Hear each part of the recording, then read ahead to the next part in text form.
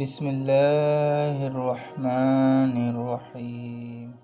یہ مولانا نے 4 لائٹیں لگا دی ہے جی، بس یہ بہت زیادہ خرچہ ہو گیا۔ اگر یہ کسی بیوہ کی شادی کر دی جاتی، کسی بچی کے جہیز دے دیا جاتا تو کتنا اچھا کام ہوتا۔ اس پر بھی ہمارے پاس دلائل موجود ہیں۔ حضرت کعب بن زہیر کو حضور نے اپنی چادر دی، انہوں نے نعت پڑھی، وہ شعر لمبے ہیں، حضور نے ان کو چادر دی۔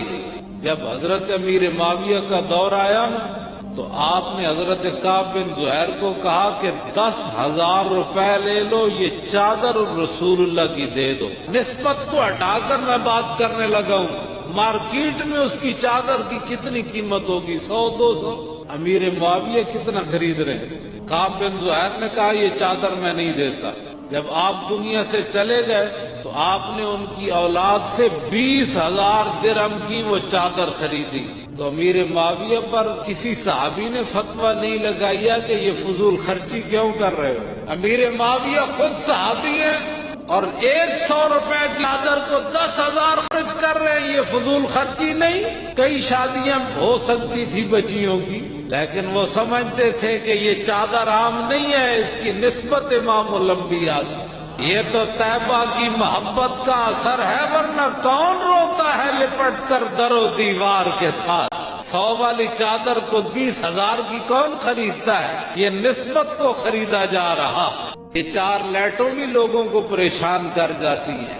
اپنی اپنی قسمت کی بات ہے، ہم کسی کی قسمت نہیں بدل سکتے۔ حافظ شیرازی کہتا ہے کہ حق عشق احمد بندہ گانے چیدائے خود را۔ حافظ شیرازی کہتا ہے اللہ تعالیٰ اپنے حبیب کی محبت ہر ایک کو نہیں دیتا، بلکہ چن چن کر دیتا ہے، چلا میرے نبی نال پیار کر۔ اور ہمارے بزرگ یہ فرماتے ہیں کہ بندہ مومن بعد میں حضور کی تعریف کرتا ہے، پہلے اس بندے کا ذکر حضور کی بارگاہ میں ہوتا ہے۔